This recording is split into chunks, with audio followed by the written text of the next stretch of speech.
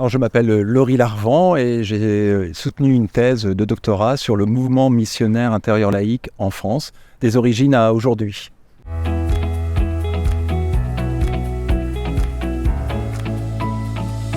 peut dire que je suis spécialiste des minorités protestantes, mais en particulier les minorités protestantes millénaristes et non trinitaires, qui est quand même quelque chose d'assez particulier, et notamment dans le nord de la France. Mon dernier livre, qui est paru aux Artois Presse Université, porte en fait sur l'histoire de mon grand-père, Élie Larvent, et j'ai intitulé ce livre « Espérance ouvrière », et le sous-titre, ça serait « Ouvrier, prédicateur et écrivain », puisque Élie Larvent a aussi écrit des textes, non pas religieux, mais des textes profanes dans sa langue natale, le patois de Denain, qu'on appelle le rouchi.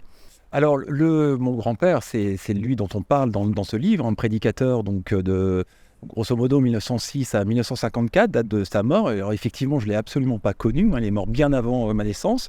C'est quelqu'un qui a eu une vie assez riche et assez étonnante. Il est ouvrier, il n'a que quelques trimestres d'école primaire, il descend à la mine très tôt, vers l'âge de 8 ans, mais son engagement religieux va l'amener progressivement à se cultiver, à s'intéresser donc à une théologie assez complexe qui vient des États-Unis, de Charles Taze Russell, et il va donc commencer à prêcher cette théologie, cette doctrine autour de lui, dans ce monde de la mine, et il va jouer un rôle vraiment très important dans l'implantation, dans un premier temps, des étudiants de la Bible en 1906, et en 1926 du mouvement missionnaire intérieur laïque. Et donc c'était ce parcours spirituel totalement original pour moi, d'un ouvrier presque illettré, et qui va devenir, grâce à ses engagements religieux, finalement un prédicateur reconnu dans sa communauté, puisque le livre commence par son enterrement, et plusieurs milliers de personnes sont présentes à son enterrement en 1954. Et c'est ça qui était assez étonnant. Alors, ses traits de caractère, il est assez vif, beaucoup d'humour, comme en témoignent ses textes profanes.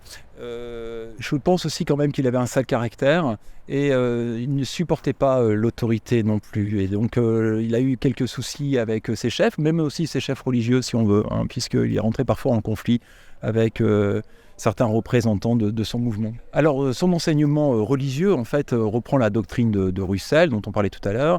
Donc, c'est un mouvement qui est millénariste, c'est-à-dire qu'il croit à l'instauration visible du royaume de Dieu.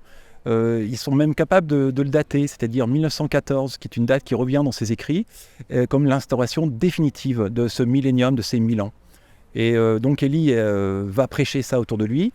Et il est également aussi, une particularité de ce mouvement, non trinitaire, et également aussi l'idée que l'individu qui est mort, qui est dans la tombe, ne va pas en enfer, il attend en fait la résurrection. Et je pense que c'est ça qui a été capital pour ces ouvriers qui évidemment subissaient les difficultés de leur travail, les accidents de la mine, les coups de grisou, etc. Je pense qu'ils ont été sensibles à cette doctrine de Russell. Donc pourquoi j'ai écrit ce livre ? D'abord, exercice de style, je pense dans un premier temps, l'idée de me frotter à ce qu'on appelle la micro-histoire, l'histoire de ces personnes qui ne sont pas du tout connues, qui sont des ouvriers, qui sont donc des prolétaires.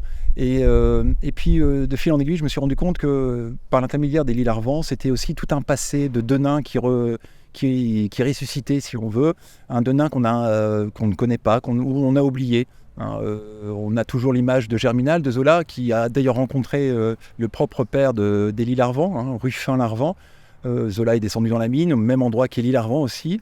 Mais on a oublié que Denain, c'est aussi un fief protestant très important à la fin du 19e et au début du 20e, à la suite de ce réveil religieux qui est apparu aussi dans le Pays de Galles au même moment. Donc je voulais raconter cette histoire, je voulais montrer que Denain, c'est pas que les ouvriers, c'est pas que un monde dur, c'est aussi une spiritualité et des communautés vives et actives. Et ce qui est intéressant, c'est que ce titre que j'ai choisi, Espérance ouvrière, est au pluriel. Il y a l'espérance des ouvriers marxistes, socialistes de Denain, mais il y a aussi cette espérance spirituelle. Et ce qui est intéressant, c'était justement de montrer ces deux espérances en parallèle. Finalement, ils veulent le même monde, un monde sans classe, un monde où il n'y a plus de riches, plus de pauvres, plus de malheurs. Mais l'espérance d'Élie, il est spirituel, il ne s'engage pas politiquement, à l'inverse d'un de ses fils qui va avoir un rôle très important au sein du Parti communiste français dans les années 30. Et ça, c'était intéressant de montrer justement le rapport entre le père et le fils, sans mauvais jeu de mots d'ailleurs, dans ce livre. Alors, une théologie de gauche, on pourrait le penser. C'est vrai que beaucoup de personnes qui adhèrent à cette doctrine sont clairement dans le monde ouvrier, même si on note qu'il y a quand même des cadres, des ingénieurs, etc. Néanmoins, la plus grosse partie, c'est quand même des ouvriers. Donc on pourrait le qualifier de gauche. Tout au moins, Élie Larvan est clairement à gauche. On le retrouve dans ses écrits, on le retrouve dans ses prédications. Il a soutenu le Front populaire. Et puis pendant la Seconde Guerre mondiale, évidemment, il ne va jamais soutenir le maréchal Pétain. On va le retrouver dans ses écrits profanes.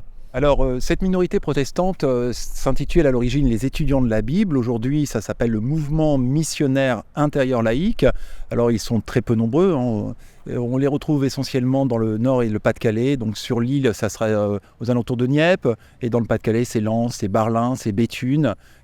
Arras également aussi, où on a une communauté assez importante. Après, dans le sud-ouest, il y a quelques familles qui se rassemblent et qui sont aussi de ce mouvement missionnaire intérieur laïque. Donc en fait, il n'y a pas de temple, hein. Il y a juste une seule maison de culte sur Barlin dans le Pas-de-Calais, mais sinon les personnes se rassemblent chez les différents fidèles. Donc on parlera d'églises de maison, hein, et ces lieux de rassemblement, ça s'appelle des ecclésias. Ils essaient de reprendre un terme un peu biblique pour justement étudier en fait les Saintes Écritures. Alors ça peut être plusieurs fois par semaine, le mercredi, le vendredi et le samedi. Ou le dimanche, ça dépend en fait de la communauté évidemment.